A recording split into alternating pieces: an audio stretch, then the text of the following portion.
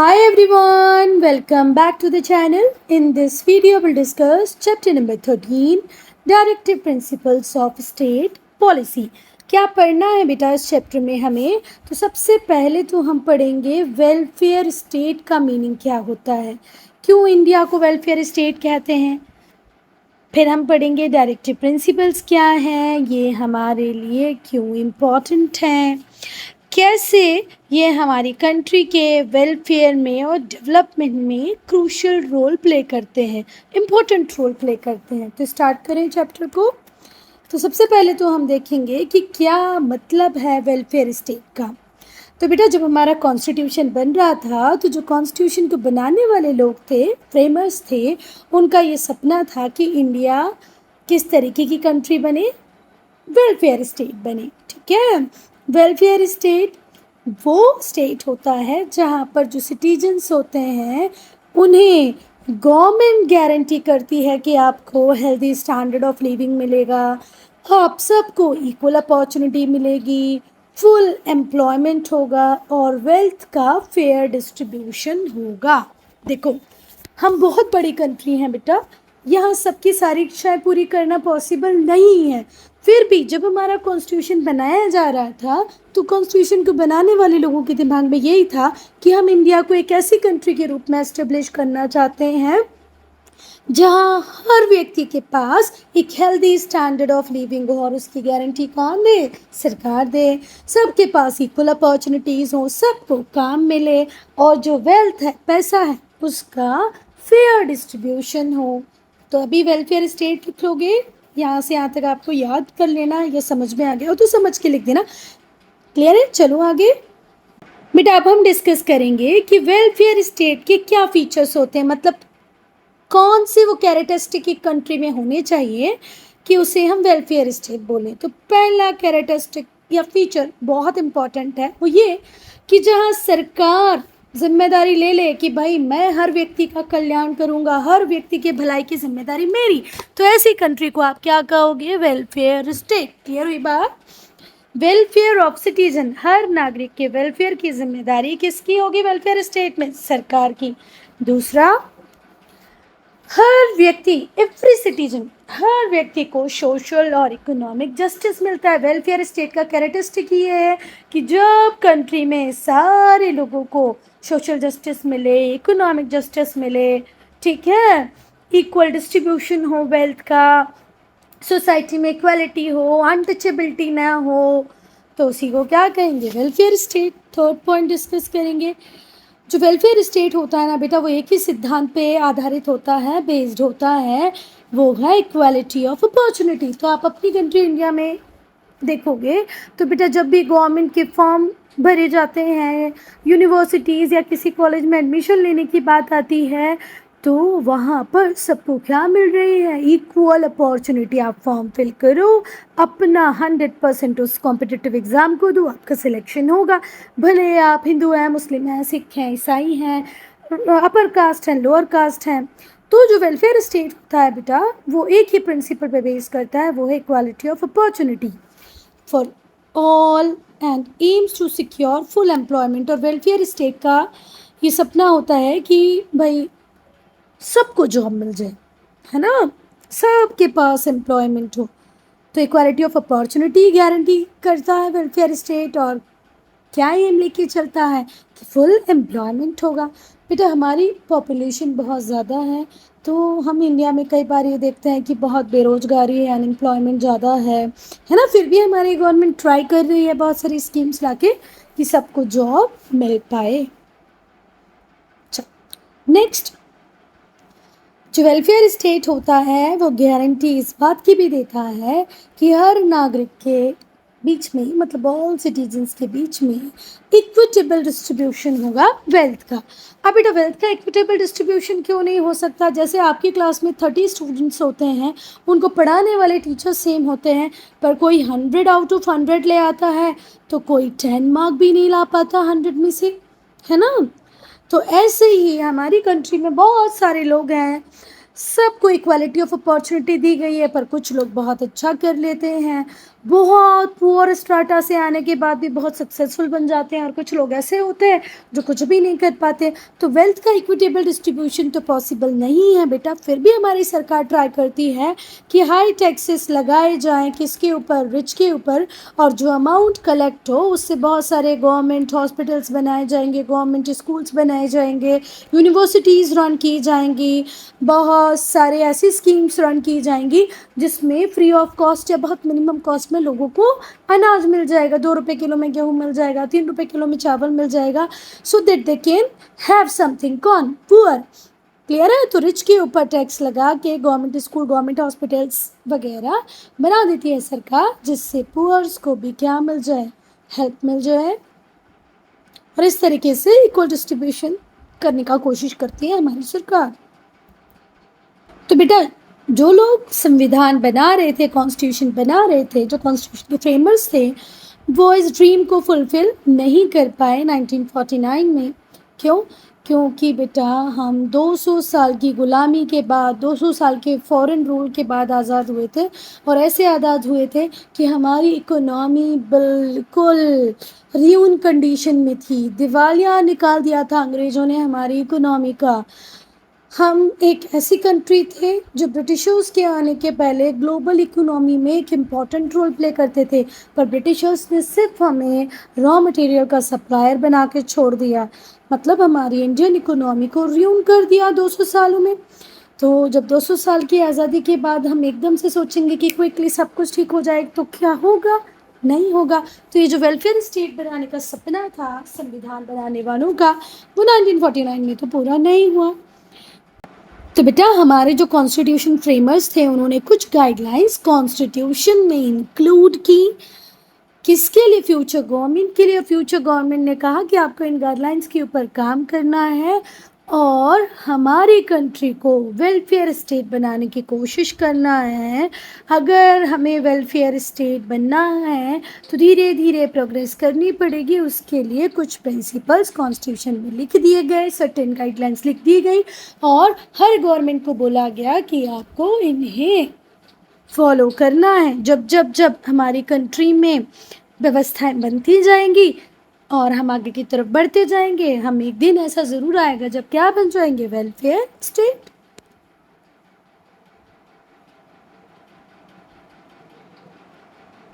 बेटा ये जो गाइडलाइंस थी, ठीक है, which the central, state and local government are expected to follow, ये जो डायरेक्टिव प्रिंसिपल्स थे, ये कुछ गाइडलाइंस थी जिनको फॉलो करने की एक्सपेक्टेशंस हमने किससे रखी? सेंट्रल गवर्नमेंट से भी रखी, स्टेट गवर्नमेंट से भी रखी, लोकल गवर्नमेंट से भी रखी। देखो हमारे कॉन्स्टिट्यूशन बनाने वालों ने क्या बोला? हम जानते हैं कि आज हम 200 साल बाद आज़ाद हुए, आज तो हम डायरेक्टिव प्रिंसिपल्स जो हम लिख रहे हैं वो पूरी तरह फॉलो नहीं कर पाएंगे, हम वेलफेयर स्टेट नहीं बन पाएंगे।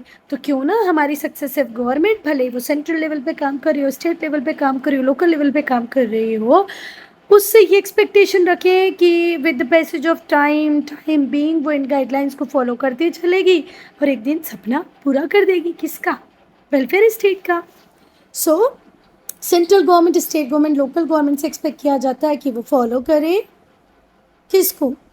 इन गाइडलाइंस को, जिससे वेलफेयर हो लोगों का, और इन्हीं को हम कहते हैं directive principles of state policy. तो क्या है बेटा directive principles of state policy? इसमें होती है एक लिस्ट, है ना? किसकी लिस्ट होती है? Important and basic economic and social right. Important, basic, economic और सोशल राइट्स, इसकी एक लिस्ट है जो हमारे कॉन्स्टिट्यूशन फ्रेमर्स चाहते थे कि हर इंडियन इन्हें एंजॉय करे। कुछ सोशल राइट्स हर इंडियन के पास हो, कुछ इकोनॉमिक राइट हर इंडियन के पास हो, तो उन्होंने इसकी लिस्ट बनाई और इसे जोड़ दिया हमारे कॉन्स्टिट्यूशन में। किस नाम से? Directive principles of state policy. आई बात समझ में? These contain list of important and basic economic and social right. Basic economic और सोशल राइट की एक लिस्ट, जिसे हम क्या कहते हैं? Directive principles of state policy. जो हमारे कॉन्स्टिट्यूशन बनाने वाले लोग चाहते थे कि भाई ये तो हर इंडियन को एंजॉय करना ही चाहिए। इसी में था बेटा एक राइट टू एजुकेशन। ठीक है। उस टाइम हमारे पास ये व्यवस्था नहीं थी कि हम इतने सारे सरकारी स्कूल खोल दें, इतने सारे सरकारी टीचर्स को अपॉइंट कर लें। तो पहले राइट टू एजुकेशन भी किसका पार्ट था पता है? Directive principle of state policy. फिर जब जैसे जैसे हमारी गवर्नमेंट स्ट्राइव करती गई कि भाई हमें आगे की तरफ बढ़ना है, डायरेक्टिव प्रिंसिपल्स को सच करना है, लोगों तक उन्हें पहुंचाना है। और आज हमने देखा कि जो एजुकेशन है वो डायरेक्टिव प्रिंसिपल से हट कर क्या बन गया है? फंडामेंटल राइट बन गया है। कब बना? 2010 में। आप लोगों ने सुना होगा ना, ये जो सर्व शिक्षा अभियान जैसे प्रोग्राम बनाए जा रहे हैं वो राइट टू एजुकेशन के अंतर्गत ही बनाए जा रहे हैं। इवन अब आप प्राइवेट स्कूल में भी एडमिशन ले सकते हो और आपकी फीस कौन देगी? गवर्नमेंट देगी। हर प्राइवेट स्कूल को 25% सीट्स किसके लिए रिजर्व रखनी है? पुअर्स के लिए रिजर्व रखनी है। नेक्स्ट है directive principles of state policy. ठीक है, तो जो डायरेक्टिव प्रिंसिपल्स हैं उन्हें हम क्लासीफाई कर सकते हैं थ्री कैटेगरी में, थ्री कैटेगरीज। तो अब हम देखेंगे थ्री कैटेगरीज। फर्स्ट, वो सारे सिद्धांत जो इकोनॉमिक इक्वालिटी को प्रमोट करते हैं, समाज में आर्थिक समानता हो, ऐसा हो, अभी हुआ नहीं है ना, ये डायरेक्टिव प्रिंसिपल्स हैं। तो पहला जो प्रिंसिपल है, पहला जो सिद्धांत है वो यही है कि हमें हमारे समाज में आर्थिक समानता लानी, इकोनॉमिक इक्वालिटी लाना है। सरकार पूरी कोशिश कर रही है इसके लिए। दूसरा है गांधीयन प्रिंसिपल्स, जो कहते हैं इकोनॉमिक डेवलपमेंट भी हो, सोशल डेवलपमेंट भी हो, समाज भी आगे बढ़े और हमारी इकोनॉमी भी आगे बढ़े। और थर्ड है जनरल प्रिंसिपल्स। तीनों कैटेगरी याद रहेंगी। पहला वो प्रिंसिपल हैं जो इकोनॉमिक इक्वालिटी को प्रमोट करते हैं, दूसरा गांधीयन प्रिंसिपल्स को प्रमोट करते हैं। कौन से principle? Economic and social development. और तीसरा है जनरल प्रिंसिपल्स। बेटा अब हम डिस्कस करेंगे वो सारे प्रिंसिपल्स को, वो सारे सिद्धांतों को जो आर्थिक समानता, इकोनॉमिक इक्वालिटी को प्रमोट करते हैं। तो बेटा हमारी सरकार किसी की भी हो, भले वो बीजेपी की हो, कांग्रेस की हो, उसको कॉन्स्टिट्यूशन से डायरेक्शन मिला हुआ है कि भाई आपको हमेशा ऐसे कानून बनाने हैं, ऐसे कानून पास कराने हैं जिससे फॉलोइंग राइट्स, ये जो अभी अपन राइट्स पढ़ेंगे ना, अभी पढ़ेंगे नीचे, ये फॉलोइंग राइट्स भारत के नागरिक को मिल पाए। तो हमारी सरकार कंटिन्यू किस दिशा में काम करेगी कि भाई मुझे ऐसे ही काम करना है कि ये जो राइट्स है मैं अपने भारत के नागरिकों को दे पाऊँ। कौन से राइट्स की बात करें? पहला, fair and equitable distribution of wealth. तो हमारी सरकार को कंटिन्यूसली इस दिशा में काम करना है कि हमारी कंट्री में जितनी भी वेल्थ जनरेट होती है, जितने भी मटेरियल रिसोर्सेज हैं, उनका फेयर और इक्विटेबल डिस्ट्रीब्यूशन हो। ऐसा नहीं कि एक ही व्यक्ति को सब कुछ मिल जाए और बाकी के बच्चे लोगों को कुछ भी ना मिले। जो रिसोर्सेज हैं, जो संसाधन है हमारे भारत के, हमारे कंट्री के, उसे कॉमन गुड के लिए यूज़ करना चाहिए, ऐसे कामों के लिए यूज़ करना चाहिए जिसमें सबका भला हो। तो जो भी रिसोर्सेज हैं हमारी कंट्री के, उन्हें किस तरीके से यूज़ किया जाए जिससे सब लोगों का भला हो, है ना, इस तरीके से यूज़ करना है। सेकेंड, भाई हर व्यक्ति को लाइवलीहुड के एडुकेट मीन्स मिले। एडुकेट का मतलब होता है पर्याप्त, लाइवलीहुड होता है मतलब जीविका, सोर्स ऑफ अर्निंग, मतलब हर व्यक्ति के पास कोई ना कोई सोर्स ऑफ अर्निंग हो। तो सेकेंड, हमारी सरकार को हमेशा ये ट्राई करते रहना है कि वो इतनी नौकरियां जनरेट कर दे, इतनी ऐसी कंडीशन बना दे हमारी कंट्री में कि स्टार्टअप्स इजीली ग्रो कर पाए, कोई बिजनेस करना चाहे तो वो इजीली बिजनेस कर पाए, जॉब्स इजीली मिल जाए। मतलब एडुकेट मीन्स होने चाहिए, लाइवलीहुड के कमाने के पर्याप्त जरिए लोगों के पास होने चाहिए। नेक्स्ट है equal pay for equal work.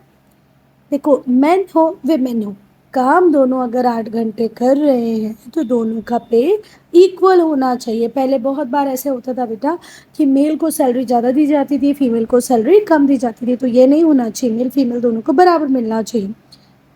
Even हमने हमारे डायरेक्टिव प्रिंसिपल्स में कब से लिख रखा था कि इक्वल पे मिलना चाहिए मेन को विमेन को, पर आप लोग मुझे गूगल पे सर्च करके बताना, है ना, कि मेन क्रिकेट टीम और विमेन क्रिकेट टीम को इक्वल अलाउंसेस मिलना कब से चालू हुआ। मेन क्रिकेट टीम को तो बहुत ज़्यादा अलाउंसेस मिलते थे compare to women cricket team. तो अब आप लोगों को मुझे बताना है कि कब से इन्हें इक्वल वेजेस, इक्वल अलाउंसेस मिलना चालू हुए। इजीली मिल जाएगा, जैसे गूगल पे सर्च करोगे तो इजीली मिल जाएगा। और ऐसा अकेले क्रिकेट में नहीं है बेटा, बहुत सारे फील्ड में मिल जाएगा, है ना। तो अगर हम प्रिंसिपल्स की बात करें, इकोनॉमिक इक्वालिटी की बात करें, तो हमारी सरकार हमेशा ट्राई करेगी कि मैन और वीमेन को इक्वली पे किया जाए। नेक्स्ट, राइट टू वर्क, काम करने का अधिकार, जिससे कि कोई अनएम्प्लॉयमेंट हमारी कंट्री में ना रहे, अनएम्प्लॉयमेंट की प्रॉब्लम हमारी कंट्री से ख़त्म हो जाए। इसीलिए तो बेटा हमारी सरकार मनरेगा जैसी स्कीम लाती है, Mahatma Gandhi national rural employment guarantee act, जिसका नाम बदल के अब क्या रख दिया गया है, जी राम जी। अभी बहुत न्यूज़ में थी, आप लोगों ने भी सुना होगा। पहले थी Mahatma Gandhi national rural employment guarantee act, जिसमें 100 दिन का एम्प्लॉयमेंट हर व्यक्ति को गारंटी किया जाता था, है ना। पर अब इसका नाम बदल के इस स्कीम का क्या रख दिया गया है, जी राम जी। नेक्स्ट है बेटा, जो लोग बीमार हैं, जो ओल्ड हैं, है ना, या कोई व्यक्ति ऐसा है उसमें कोई डिसेबिलिटी है, कोई ऐसा है जिसके पास काम ही नहीं है, तो अनएम्प्लॉयड को, डिसेबल को, सिक को, ओल्ड पीपल को असिस्टेंस देना। सरकार ऐसी पेंशन स्कीम्स रन करें जो बीमार को मिले, बूढ़े व्यक्ति को मिले, कोई फिजिकली डिसेबल हो उसको मिले, और अनएम्प्लॉयड को मिले। नेक्स्ट है अ लिविंग वेज, मतलब इतना तो सरकार कम से कम पैसा इंश्योर कराए हर ऑर्गेनाइजेशन से, भले वो पब्लिक सेक्टर हो, प्राइवेट सेक्टर हो, ऑर्गेनाइज्ड हो, अनऑर्गेनाइज्ड हो, कि भाई आप इतना तो मजदूरी दो एक वर्कर को जिससे वो अपनी बेसिक नीड को पूरा कर पाए, है ना। तो लिविंग वेज हर वर्कर को मिलने चाहिए। लिविंग वेज का मतलब क्या है, that is what, a ways which will enable a person, जिस एक ऐसी मजदूरी जिससे हर व्यक्ति समर्थ हो जाए कि वो बेसिक नेसेसिटीज को तो खरीद पाए। ये भी हमारी सरकार की जिम्मेदारी है कि हर व्यक्ति को एक डिसेंट स्टैंडर्ड ऑफ लिविंग मिले, एक अच्छा घर मिले, आने जाने के लिए गाड़ी मिल जाए, और प्लेजर मनोरंजन के साधन भी हो। तभी तो हमारी जो सरकार है वो एक गार्डन बनाने की कोशिश करती है। हर सिटी में आपको मिलेगा एक गार्डन जिसको मेंटेन सरकार कर रही होती है। नेक्स्ट है protection of children and youth, हमारे युवाओं को भी बचाना है, हमारे बच्चों को भी बचाना है। इन दोनों का ही एक्सप्लॉयटेशन, शोषण नहीं होना चाहिए। ये रहे महात्मा गांधी जी, और अब हम पढ़ेंगे गांधीयन प्रिंसिपल्स को। तो जब फ्रीडम मूवमेंट चल रहा था, जब हम आज़ाद नहीं हुए थे, आज़ादी के लिए लड़ रहे थे, तब गांधी जी एक प्लान के ऊपर काम कर रहे थे, और वो प्लान था सोशल डेवलपमेंट का, कि भाई समाज को डेवलप करना बहुत ज़रूरी है ना। तो इनकी कुछ आइडियाज़ को हमने डायरेक्टिव प्रिंसिपल्स में इंक्लूड किया है। अगर हम गांधीयन प्रिंसिपल्स की बात करें तो सरकार को कौन से स्टेप्स लेने हैं वो अब हम डिस्कस करेंगे। फिर से ध्यान से सुनो, गांधीयन प्रिंसिपल्स बहुत पुराने हैं। क्यों बहुत पुराने हैं, क्योंकि ये आज़ादी के बाद नहीं बने हैं। हमने 1947 के बाद इन्हें बनाना चालू नहीं किया। जब फ्रीडम स्ट्रगल चल रहा था तभी गांधी जी प्लान कर रहे थे, सोशल डेवलपमेंट के बारे में सोच रहे थे, है ना। तो जो गांधी जी का प्लान था रिगार्डिंग सोशल डेवलपमेंट, उसके कुछ प्रिंसिपल्स को, उसके कुछ आइडियाज़ को हमने इंक्लूड किया है किसमें, डायरेक्टिव प्रिंसिपल्स में। अब हम डिस्कस करेंगे कि सरकार को क्या क्या करना चाहिए गांधीयन प्रिंसिपल्स को अचीव करने के लिए। तो पहला काम जो हमारी सरकार को करना है वो ये है कि 14 साल तक के बच्चों को फ्री और कंपलसरी एजुकेशन देना है। और अब ये काम हमारी सरकार कर रही है, 100% कर रही है। गांव-गांव में स्कूल खुल गए हैं, टीचर्स वहाँ जा रहे हैं, पढ़ा रहे हैं, है ना। तो अब ये तो हो रहा है। हमारी सरकार को कॉटेज इंडस्ट्रीज़ को भी प्रमोट करना है गाँव में, ये भी सरकार बहुत हद तक कर रही है। बेटा, जो हमारे एनिमल्स हैं, है ना, जो बहुत ज़्यादा हमारे लिए यूज़फुल हैं, स्पेशली कौन, काऊ। तो ऐसे एनिमल्स के स्लॉटर को भी प्रोहिबिट करना, स्लॉटर करना मतलब काटना, उसके मांस को फिर खा जाना। तो बीफ बहुत ज़्यादा हमारी कंट्री में ओपनली अलाउ नहीं है। Prohibit the slaughter of cattle, ठीक है। कैटल का स्लॉटर ना हो, एग्रीकल्चर को मॉडर्नाइज किया जाए, एनिमल हस्बेंड्री को मॉडर्नाइज किया जाए। तो जो हमारे इम्पोर्टेंट एनिमल्स हैं, है ना, जो सेक्रेट एनिमल्स हैं, उनके स्लॉटर को रोकना है, एग्रीकल्चर को मॉडर्नाइज करनी है, मॉडर्न इक्विपमेंट्स का यूज़ करना है एग्रीकल्चर सेक्टर में, एनिमल हस्बेंड्री को और ज़्यादा इम्प्रूव करना है। नेक्स्ट बेटा, हमें एजुकेशनल और इकोनॉमिक इंटरेस्ट को ध्यान रखना है किसके, शेड्यूल्ड कास्ट और शेड्यूल्ड ट्राइब। पहले शेड्यूल्ड कास्ट को पढ़ने का राइट नहीं था, है ना, तो अब उन्हें हमें एजुकेशन का राइट देना है। शेड्यूल्ड ट्राइब के एजुकेशन का ध्यान रखना है, उनकी इकोनॉमिक इंटरेस्ट को ध्यान में रखना है। तो गांधी जी ने तो वैसे भी शेड्यूल्ड कास्ट को एक नया नाम दिया था, हरिजन। गांधी जी अपने टॉयलेट्स को खुद क्लीन करते थे to dignify the job of scheduled caste, है ना। तो गांधी जी ये बोल रहे हैं कि भाई आप सरकार बने हो तो आपको शेड्यूल्ड कास्ट के, शेड्यूल्ड ट्राइब की इकोनॉमिक इंटरेस्ट का ध्यान रखना है, उन्हें शिक्षा देना है, और जो भी कोई वीकर सेक्शन है सोसाइटी का, उस पर आप काम करना चालू करें, उन्हें शिक्षा दें। जहाँ आप शिक्षा देंगे वो अपने अपलिफ्टमेंट को खुद अचीव कर लेंगे ना। जिसके पास एजुकेशन है, जिसने अच्छी पढ़ाई की है, वो सब कुछ कर सकता है। नेक्स्ट, न्यूट्रिशन के लेवल को इम्प्रूव करना है, जनरल हेल्थ को इम्प्रूव करना है। बेटा, हम उन कंट्रीज़ में से एक हैं जहाँ माल न्यूट्रिशन चाइल्ड का नंबर शायद सबसे ज़्यादा है, बहुत ज़्यादा है, क्योंकि हम मोस्ट पॉपुलेटेड कंट्री हैं, है ना। तो हम बच्चों में माल न्यूट्रिशन ज़्यादा है, फीमेल में माल न्यूट्रिशन ज़्यादा है। तो गांधी जी का मानना ये था कि हमें न्यूट्रिशन लेवल को इम्प्रूव करना है लोगों के, और जनरल हेल्थ पर ध्यान देना है। नेक्स्ट, गांधी जी इस बात के बिल्कुल खिलाफ थे कि किसी को ड्रिंक करना चाहिए, हार्मफुल ड्रग्स को कंज्यूम करना चाहिए। तो गांधी जी ने ये बात कही कि सरकार ध्यान रखे इस बात का कि उसे शराबबंदी करनी है, शराब पूरी तरह बैन कर देनी है, और जो दूसरे हार्मफुल ड्रग्स हैं उन्हें भी पूरी तरह रोक देना है। Prevent the consumption of intoxicating drinks and harmful drugs. और ये सबसे इम्पोर्टेंट है बेटा, गांधी जी चाहते थे कि जो ओल्ड पंचायत सिस्टम था उसे रेस्टोर कर लेना चाहिए, वापस ले आना चाहिए।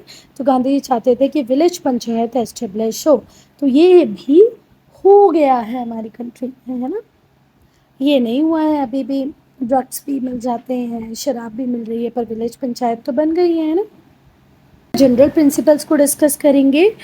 तो कुछ डायरेक्टिव्स इस तरीके से लिखे गए थे जो जस्टिस की बात करते थे, इन्वायरमेंट की बात करते थे, मॉन्यूमेंट की बात करते थे, फॉरेन पॉलिसी की बात करते थे।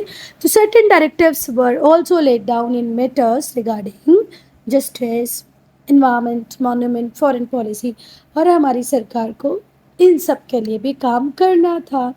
मतलब ये जितने भी डायरेक्टिव प्रिंसिपल्स हैं क्या हैं, ये सरकार के लिए डायरेक्शंस ना।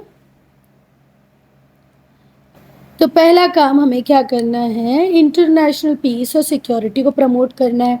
कोई लड़ाई झगड़ा नहीं करना है, किसी को न्यूक्लियर वेपन की धमकी नहीं देना है, शांति बनाए रखनी है। दूसरा, ऑनरेबल रिलेशनशिप मेंटेन करने हैं दूसरी कंट्रीज़ के साथ, है ना।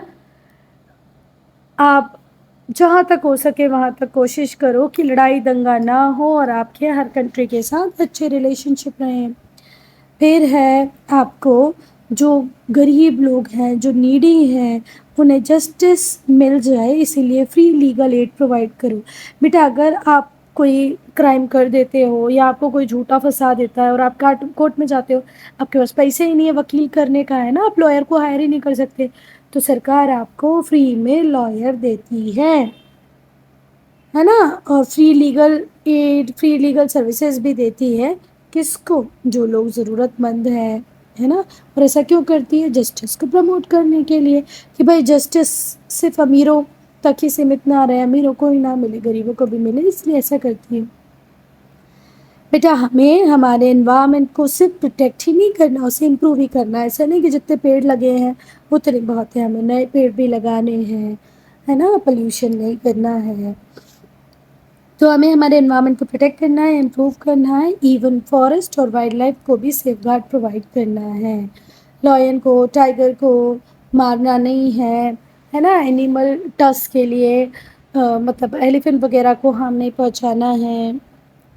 नेक्स्ट, नेशनल मॉन्यूमेंट को प्रोटेक्ट करना है। ऐसा नहीं ताजमहल गए वहीं खुरच खुरच के अपना नाम लिखाए, किसी मंदिर में गए पीछे अपना नाम लिखाए, भगवान मेरी मन्नत पूरी कर देना, है ना, ऐसी चीज़ों को ख़राब नहीं करना है, यहाँ वहाँ थूकना नहीं है।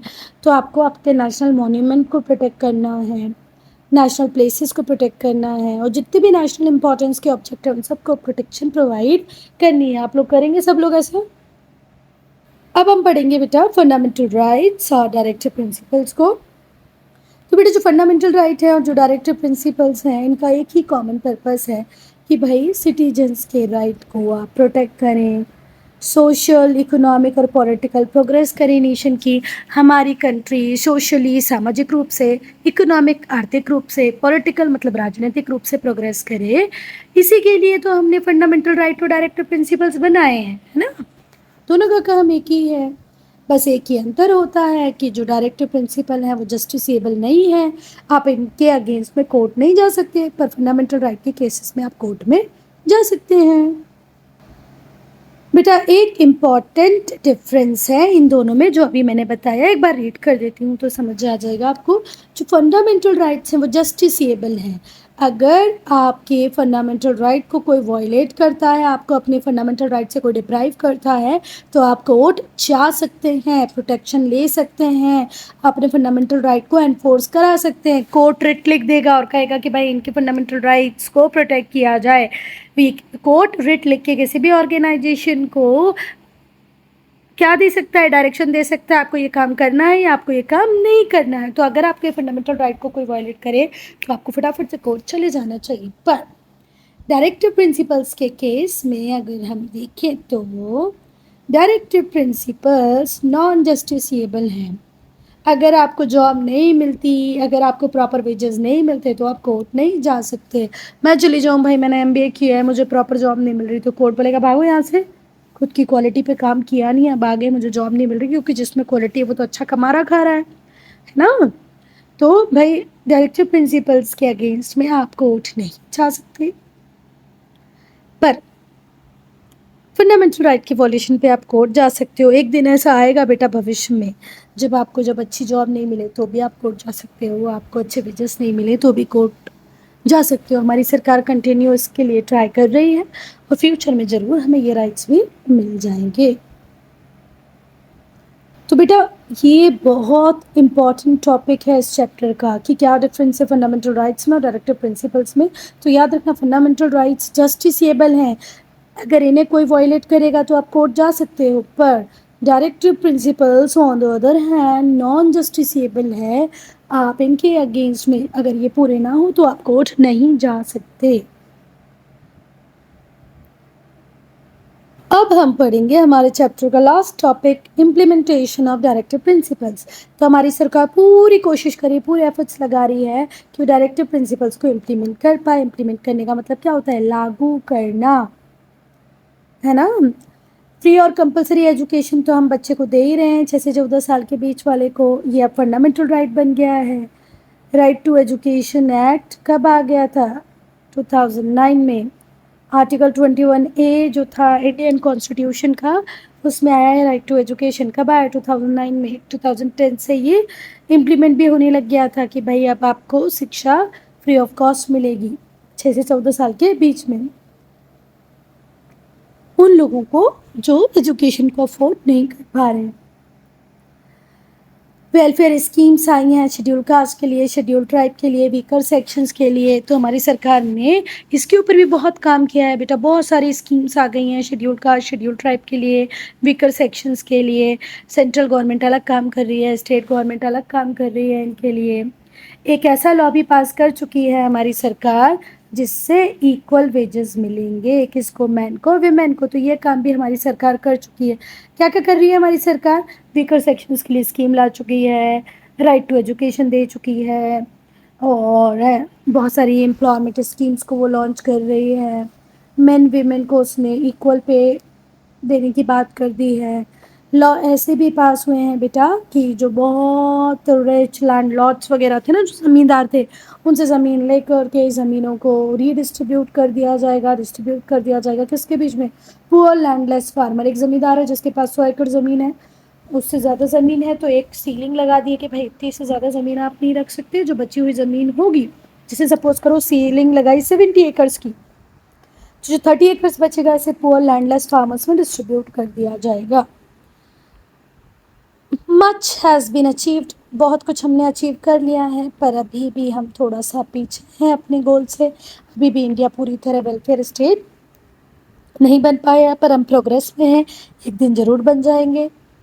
सिंसियर एफर्ट सरकार की तरफ से अगर लगाए जाएं, है ना, अच्छा खासा कॉपरेशन सरकार और लोगों के बीच में हो, तो बहुत लंबा टाइम हमें नहीं लगेगा इस सपने को साकार करने में। हम वेलफेयर स्टेट बनेंगे बेटा, सच में बनेंगे एक दिन। क्योंकि अब मनरेगा जैसी स्कीम आ गई हैं, शेड्यूल ट्राइब इकोनॉमी का मेन पार्ट बन गए हैं, मैन वीमेन को इक्वल पे किया जा रहा है, बहुत सारी एम्प्लॉयमेंट गारंटी स्कीम्स आ रही हैं, जी राम जी जैसी, है ना। तो बहुत ज़्यादा दिन वो दूर नहीं है। So students, I'm ending this video here. Only if you have any doubt, any problem, to write in comment section.